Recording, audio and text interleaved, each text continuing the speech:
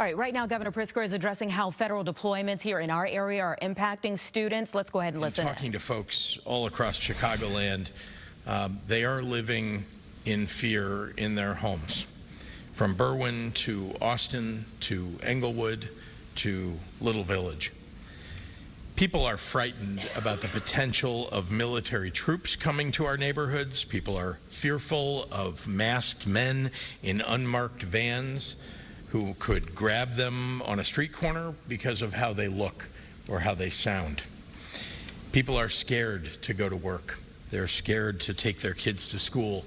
They're scared to go to school themselves or to go shopping.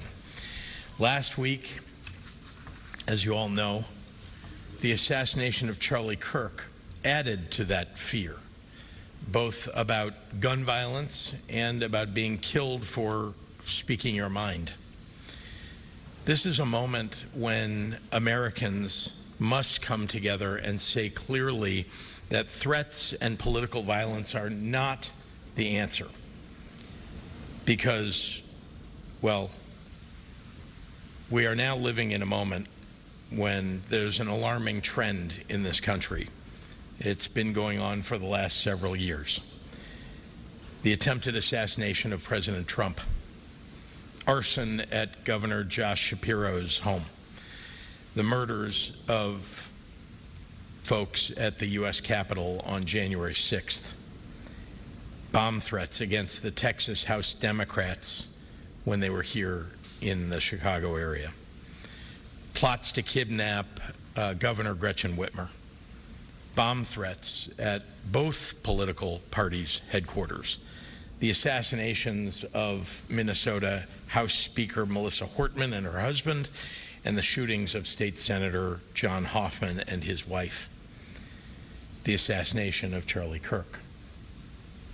Political violence has increased substantially against both Republicans and Democrats.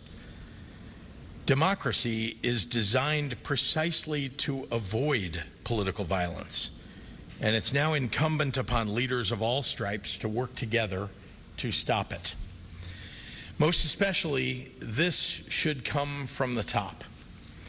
Yet with each new crisis in recent years, we are reminded that we cannot rely on President Trump to tamp down the anger and the passion in the aftermath of political violence.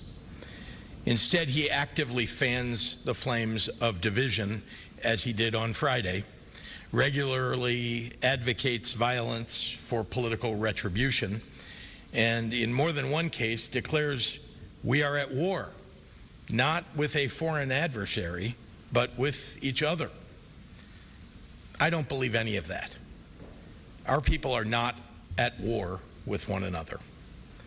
In these moments, real leaders offer words of solace and calm. Except for one, every president in my lifetime has done this in the wake of political violence. They take action for positive change. They bring people together. They make Americans feel safe. They let them know violence is never the answer. This is a watershed moment in our country. We can choose to stay silent and live in fear of more political violence, or we can choose to be loud for peace, for compassion, and for an America where people settle their political differences through free speech and at the ballot box.